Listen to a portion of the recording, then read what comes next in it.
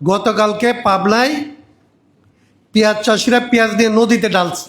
3 জনের পার্টি আছে, একটা লোক রেখেও দেখে নাই কোনোদিন এই পার্টিতে। সেই পার্টিও নিবন্ধন পাইছে। আদালতে গেলাম, আদালত বললো দেওয়ার জন্য, তারপরে দেয় না। মানে 1 টাকা যদি আপনি ট্যাক্স দেন, তার 20 পয়সা যায় এদেরকে পালার বানাইছে। আই হ্যাভ এ প্ল্যান আছে তো।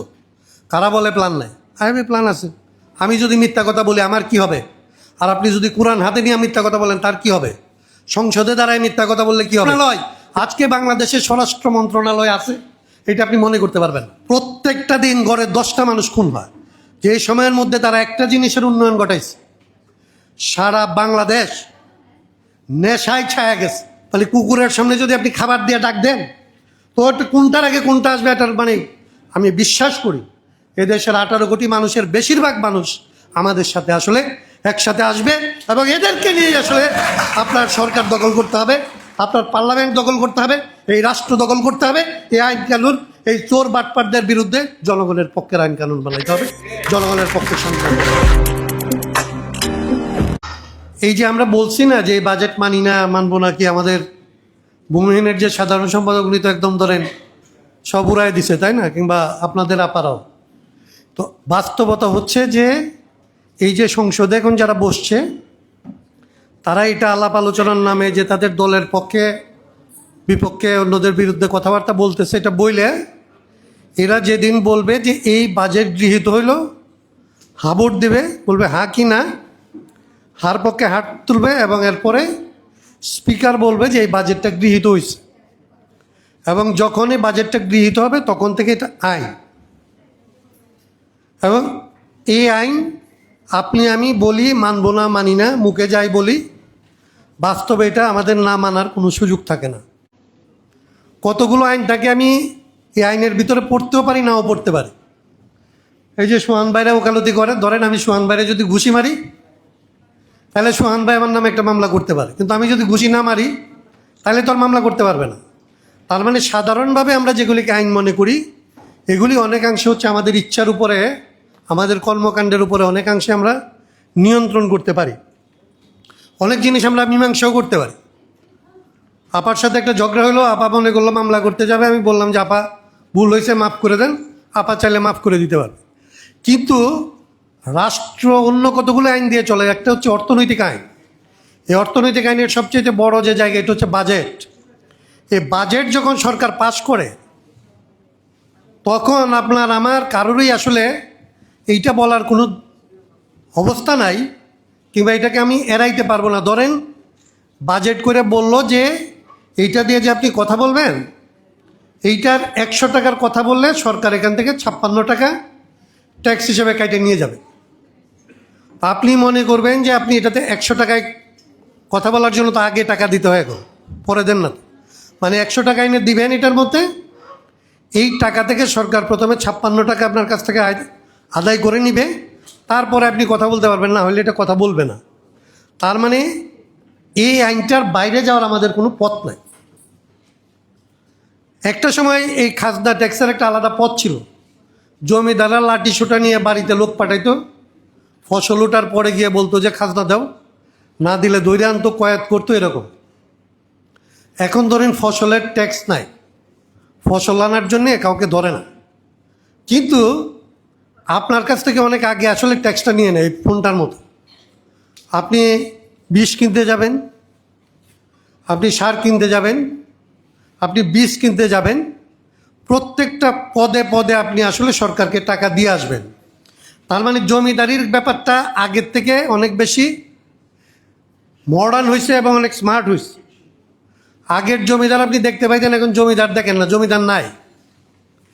কি হয়, আপনি 1000 টাকা খরচ করে যে পেঁয়াজ উৎপাদন করলেন, এই পেঁয়াজের বাজারে যখন নিয়ে যাচ্ছেন তখন পেঁয়াজের দাম 500 টাকা, 700 টাকা, 800 টাকা, এরকম।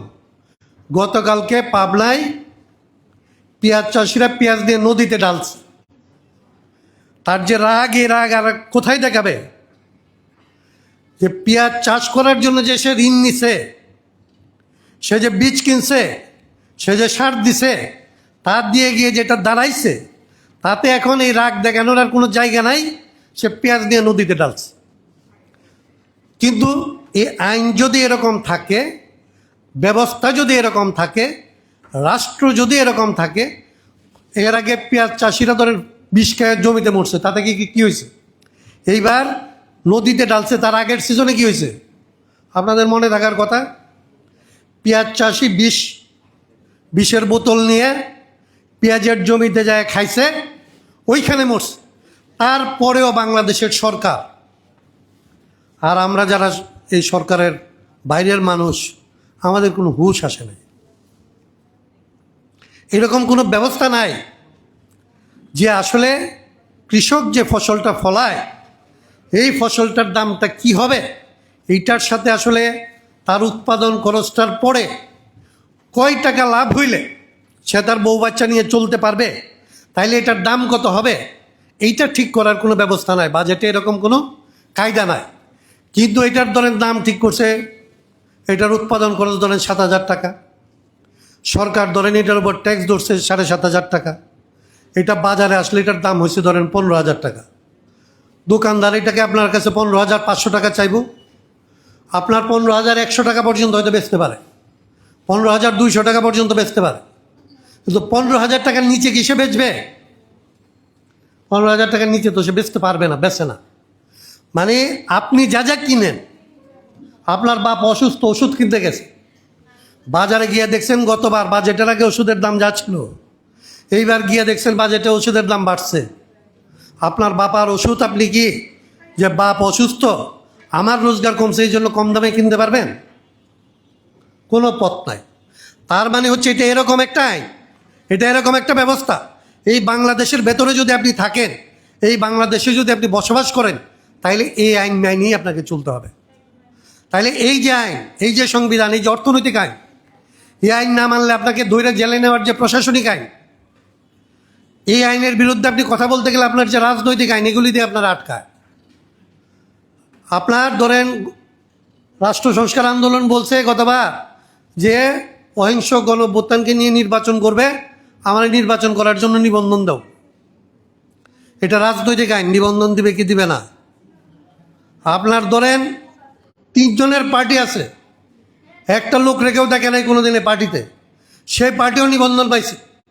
কিন্তু রাষ্ট্র সংস্কার আন্দোলন, বাংলাদেশের যে রাষ্ট্রের সংস্কার লাগবে, এই গল্প শুরু করছে রাষ্ট্র সংস্কার আন্দোলন। এই গল্পের পরে বিভিন্ন জন এটার সাথে যুক্ত হয়ে বাংলাদেশের সমস্ত মানুষ বুঝে আজকে যে রাষ্ট্রের সংস্কার লাগবে। এটা করবে কি করবে না এটা আরেকটা জিনিস, এটা যে লাগবে এই গল্পটা বাংলাদেশে যারা আনলো, এই গল্পটা বাংলাদেশে যারা প্রচার করলো, এটার পক্ষে যারা কাজ করলো, হাসিনার বিরুদ্ধে যারা লড়লো, যারা লড়াই করলো, তাদের নিবন্ধনটা দেওয়া হইল। আদালতে গেলাম, আদালত বলল দেওয়ার জন্য, তারপরে দেয় নাই। তারা মনে করছে যে এইটাকে রাখা যাবে না, এই সংগঠনকে নির্বাচন করতে দেওয়া যাবে না, এই সংগঠনকে সংসদে আসতে দেওয়া যাবে না। তার মানে একটা নির্বাচনী আইন আছে, রাজনৈতিক আইন আছে, আপনার একটা অর্থনৈতিক আইন আছে, আপনার বাজেট হচ্ছে, আপনার একটা প্রশাসনিক আইন আছে, যারা যারা ট্যাক্স দেয়, আপনারা ট্যাক্স দেন, আপনারা দেখেন না, এটারে বলে অদৃশ্য কর, ইনডাইরেক্ট ট্যাক্স। আপনি জিনিস কিনতে গিয়ে দেন, সরাসরি আপনার কাছ থেকে দেন।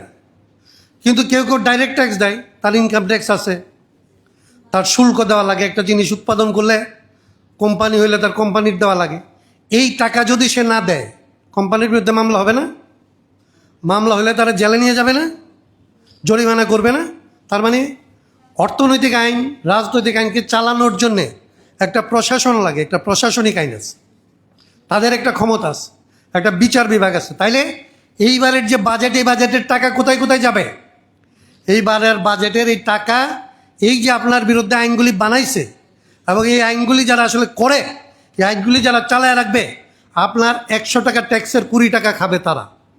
বাংলাদেশের প্রশাসন, বাংলাদেশের সরকারি কর্মকর্তারা, মানে 1 টাকা যদি আপনি ট্যাক্স দেন, তার 20 পয়সা যায় এদেরকে পালার জন্য। এবং এদেরকে আপনি পালেন, ও আপনাকে আসলে বাড়ি দিবে, ও আপনার কাছ থেকে গলার চিপা দেওয়ার টাকা আদায় করবে, আদায় করে এই টাকা কারে দিবে? ও একটু আগে আলাপ করছে যারা, যে এই বাজেটের মধ্যে ফ্যামিলি কার্ড বানাইছে, আই হ্যাভ এ প্ল্যান আছে তো? কারা বলে প্ল্যান নাই? আই হ্যাভ এ প্ল্যান আছে। খাল কাটার প্ল্যান হয়েছে, কৃষি কার্ডের প্ল্যান হয়েছে, এই সমস্ত কার্ড কারা পাইতেছে?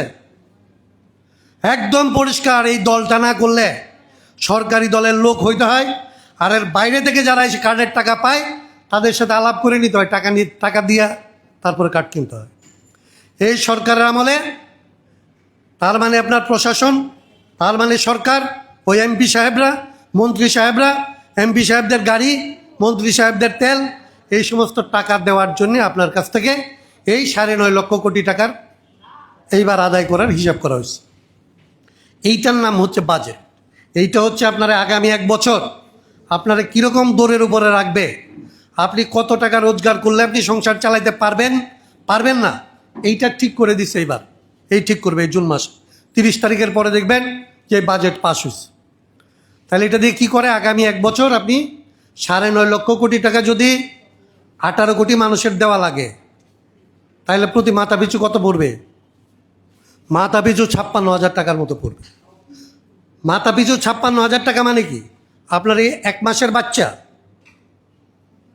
থেকে আপনার যে 70 বছরের উপরে বাবা, এই 5 জনের যদি সংসার হয়, আপনারা জামাই বউ, 2 বাচ্চা, বাবা আছে, পেটে বাচ্চা আছে, এই সব মিলে প্রত্যেকের মাথা পিছু এরকম 56,000 টাকা করে আপনি দিবেন। আমার দাদার আমলে দাদা একলা সংসার চালাইতো, আমার বাপও চালাইতো। আমাদের 4 জনের সংসার, আমি রোজগার করি, আমার বউ রোজগার করে, তারপরে দেখবেন সংসার চলে না।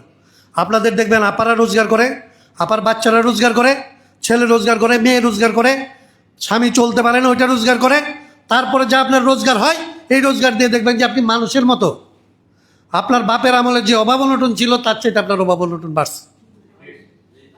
তার মানে আপনি যতই রোজগার করেন আপনাকে মেশিন বানানো হয়, আপনাকে হিসাব করে ঠিক করা হয় এই বছর আপনার উপরে আসলে কতটা চাপ দিলে আপনার কাছ থেকে কতটা টাকা বের করতে পারবে। গতবার ধরেন এটা ছিল 40,000 45,000 টাকা, এইবার এটা বাড়ায় করছে 56,000 টাকা। মানে এই 56,000 টাকা আপনি দিবেন, দেওয়ার পরে আপনি আসলে খাবার খাবেন কি, চলবেন কি, কাপড় পরবেন, আপনার এই রোজগার, এই টাকা জামাই বউ বাচ্চা কাচ্চা মিলে রোজগার করতে হবে। যদি বাচ্চারা রোজগার করার মতো না হয়, নিজেদের কাজ করবেন, ওভারটাইম করবেন, গার্মেন্টসে চাকরি করবেন, 8 ঘন্টা চাকরি করে হবে না, তারপরে আরও 8 ঘন্টা ওভারটাইম করে তারপরে সংসার চালানো যায় না। এই যে বাংলাদেশের বাজেট, এই বাজেট বাড়াইতে তাদের খুব মজা লাগে। এই বাজেট যখন বড় করে তখন তারা বলে দেশের খুব উন্নতি হচ্ছে, উন্নয়নের বাজেট হচ্ছে। এই উন্নয়ন যাদের উপর দিয়ে যায়, যাদের জীবনের উপর দিয়ে যায়, যার সময়ের উপর দিয়ে যায়, যার নিজের শরীরের উপর দিয়ে যায়, সে বোঝে বাজেটের উন্নয়ন মানে প্রতি বছর গতবারের চাইতে এবারের জ্বালা তার বাড়ছে কি করেছে। অতএব এই যে আইন, এই যে সংবিধান, এইগুলিকে আসলে আমরা বলতেছিলাম যে এগুলি ঠিক করতে হবে, সংস্কার করতে হবে। আজকে বাংলাদেশে এগুলি যাতে না হয়, এরা বলছে, এরা সরলভাবে স্বীকার করছে। মানুষ, আপনাদের সন্তানরা জীবন দিছে, ছাত্ররা জীবন দিছে, তারপরে আসলে সবচেয়ে বেশি জীবন দিচ্ছে হচ্ছে শ্রমিকরা, গরিব মানুষরা, তারপরে ছাত্ররা। ওই ছাত্ররা গরিব মানুষের বাচ্চাই, বড় লোকের বাচ্চা খুব কম ছিল। তাও এবার বড় লোকের বাচ্চারা কিছু মরে না, এটা ঠিক না। কিন্তু এই যে ছাত্ররা, শ্রমিকরা মিলে জীবন দিছে, দিয়ে বলছে যে বাংলাদেশের এই আইন কানুনের কিছুটা পরিবর্তন হবে, সংবিধানের কিছুটা পরিবর্তন হবে। ওনারা ক্ষমতায় আইসা তারপরে প্রথম এটা না করে দিছে, না করে দিয়ে একটা ব্যাখ্যা দিছে, একটা খুব সুন্দর ব্যাখ্যা। কেন তুমি তাইলে নির্বাচনের আগে বলছিলা তুমি সংস্কার করবা? কেন নির্বাচনের আগে বলছিলা কোনো ভোটে ভোট দেওয়ার জন্যে? কেন বলছিলা যে তুমি তাইলে আসলে সংবিধান পরিবর্তন করবা? বলে বলছিলাম যে আমরা মনে করছিলাম আমরা যদি এটা স্বীকার না করি তাইলে বাংলাদেশের নির্বাচনটা দিবে না, এই জন্য আমি বাইল বুকা দিয়ে আসলে আপনাদের কাছ থেকে ভোট নিয়ে আসি। এই হইল এখানকার রাজনীতিবিদদের চরিত্র, যে আপনারা, সে আপনার সাথে যে ওয়াদা করেছে, এই ওয়াদার কোনো মূল্য তার কাছে নাই। পরিষ্কার সংসদে দাঁড়ায় বলছে, এদের কোনো লাজ লজ্জা নাই, এই লোকটার আসলে কোনো ধরনের সংসদের আসন থাকার কথা না, তার চরিত্রহীনতার কারণে আনবিকামিং অফ এ পার্লামেন্টারিয়ান কিছু থাকে না। আমি যদি মিথ্যা কথা বলি আমার কি হবে, আর আপনি যদি কোরআন হাতে নিয়ে মিথ্যা কথা বলেন তার কি হবে? সংসদে দাঁড়ায় মিথ্যা কথা বললে কি হবে? এগুলির তো কিছু পার্থক্য থাকার কথা। ওই জায়গাটাই দাঁড়ায় মিথ্যা কথা বলছে। সে বলছে পুরো জিনিসটা সে ট্র্যাপ করছে, ট্র্যাপ করবে বলে মনে করে এটা করছে। তারপরে তার মন্ত্রণালয় দেওয়া হয়েছে, এবং এটা এমন মন্ত্রণালয়, আজকে বাংলাদেশের স্বরাষ্ট্র মন্ত্রণালয় আছে, এটা আপনি মনে করতে পারবেন না। বাড়ির ভিতরে গিয়ে 4 জন মা বোন, 3 জনের কুবায় একজনে মারছে, আর মানুষ পিঠে আরেকটারে মারছে। 4টা মানুষ ধরে মুহূর্তের মধ্যে। প্রত্যেকটা দিন গড়ে 10টা মানুষ খুন হয়। এই দেশে কোনো আইন শৃঙ্খলার জন্য আমরা টাকা দিই না। আমরা যে এই যে 100 টাকার মধ্যে 20 টাকা দেই কিংবা 1 টাকার মধ্যে 20 পয়সা দেই, ওই বেতনের মধ্যে একটা বড় খরচ দিয়ে আমরা হচ্ছে আইন শৃঙ্খলা রক্ষা করার জন্য। আইন শৃঙ্খলা আপনার রক্ষা করবে কে? সরকারের দল। যে সময়ের মধ্যে তারা একটা জিনিসের উন্নয়ন ঘটাইছে, সারা বাংলাদেশ নেশায় ছায়া গেছে। আওয়ামী লীগের আমলে যে নেশা ছিল, নেশার যে ব্যবসা ছিল, ড্রাগের যে ব্যবসা ছিল, এই ব্যবসা এখন বিএনপির হাতে আসছে। এবং এই ব্যবসা আগে তো বাবা বদি বদি বলে একটা ছিল, এখন এতজন হয়েছে, বদি কতজন আপনি বাইর করতে পারবেন না। সারা দেশে প্রত্যেক থানায় এদের একটা করে বা 2টা করে বদি আছে। প্রত্যেক গ্রামে নেশা পাওয়া যায়। প্রত্যেক বাচ্চা নেশার আওতার মধ্যে চলে গেছে। 8-এ পড়ে, 9-এ পড়ে, 10-এ পড়ে না, জুতার ফ্যাক্টরিতে কাজ করে, মাছের খামারে কাজ করে, চায়ের দোকানের কাজ করে, রিক্সা চালায়। মাত্র 16 বছর 15 বছরের বাচ্চা, এর সব হচ্ছে নেশাখোরদের নেশার ব্যবসার টার্গেটের মধ্যে আছে। খাবে না, ওরা সাইডে আরেকটা দেখাও, 2 দিন খাবে, 3 দিনের দিন ও পাগল হয়ে কিনে খাবে। বাপরে মারে, ঘরের বেড়া ভাঙ্গে, গরু বিক্রি করে ফেলতে চায়, মায়ের স্বর্ণ নিয়ে ছিনতাই করে নেশা করে। এই নেশার বাণিজ্য এমন মাত্রায় তারা প্রসারিত করছে যে বাজেট যদি হয় 9.5 লক্ষ কোটি টাকা, আর নেশার বাজার হচ্ছে তার চাইতে বেশি, 9.5 লক্ষ কোটি টাকার চাইতে বেশি। ওই ব্ল্যাক বাজেট একটা আর প্রকাশ্য বাজেট একটা মিলে বাংলাদেশের অর্থনীতি, বাংলাদেশের মানুষের জীবনযাত্রা, বাংলাদেশের মানুষের শান্তি স্বস্তি, বাংলাদেশের সম্ভাবনা সব খায় ফেলার একটা ব্যবস্থা করছে।